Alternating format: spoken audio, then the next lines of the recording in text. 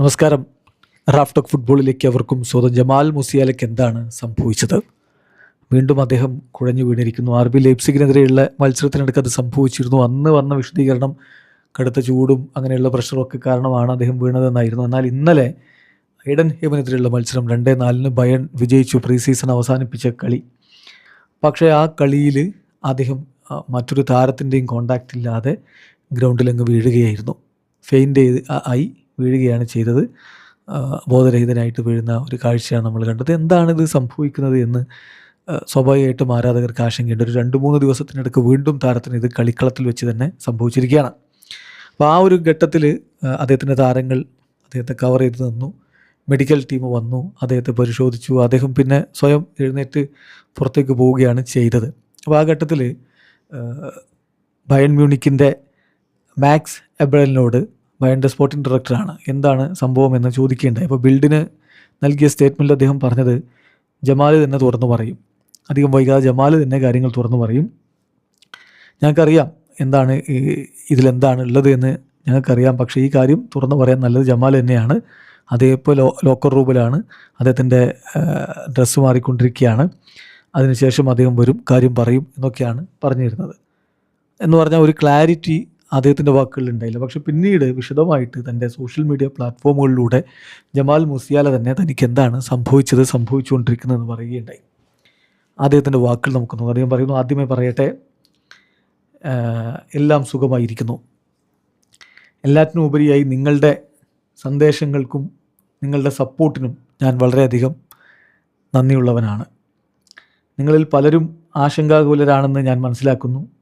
ഈ ആശങ്കകൾക്ക് വിരാമമിടാനും കുറച്ചുകൂടി കാര്യങ്ങൾ നിങ്ങളോട് വിശദീകരിക്കാനും ഞാനിപ്പോൾ ആഗ്രഹിക്കുകയാണ്. നാഡീ സംബന്ധമായ തകരാറുകൾ, ന്യൂറോളജിക്കൽ ഡിസ്ഫങ്ഷൻ മൂലമുണ്ടാകുന്ന, എളുപ്പത്തിൽ ചികിത്സിച്ചു മാറ്റാവുന്ന brief temporary episodes of absence എന്നൊരവസ്ഥ എനിക്കുണ്ട്. അത് ലീപ്സിഗിനെതിരെയും ഇപ്പോൾ എയ്ഡൻഹേമിനെതിരെയും അടുത്തിടെ സംഭവിച്ചതുപോലുള്ള നിമിഷങ്ങൾക്ക് കാരണമായത് ഈ ഒരു അവസ്ഥയാണ്.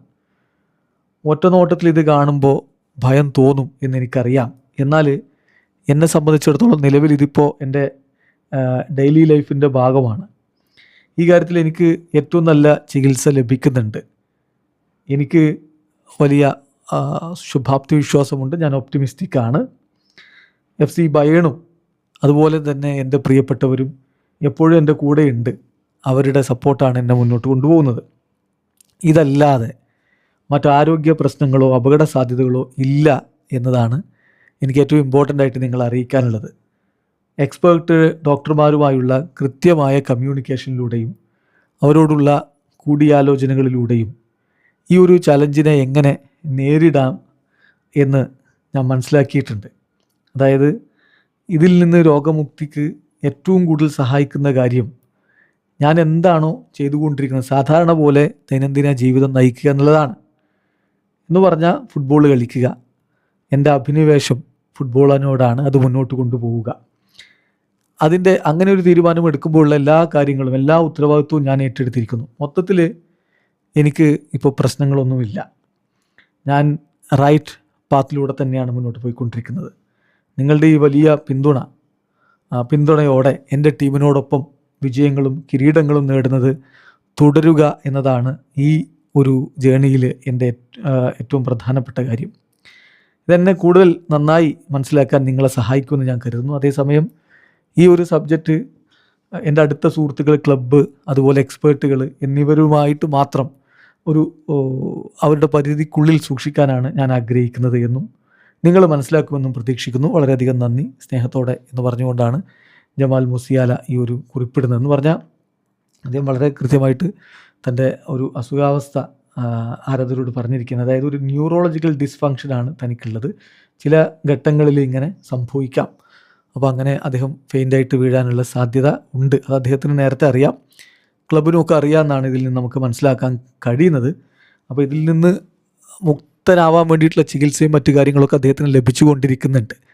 അപ്പോൾ അതിന് ഏറ്റവും പ്രധാനപ്പെട്ട കാര്യം സാധാരണ ജീവിതം അതുപോലെ തന്നെ നയിക്കുക എന്ന് പറഞ്ഞാൽ ഫുട്ബോൾ കളിക്കുക, അങ്ങനെയൊക്കെ തന്നെ പോവുക.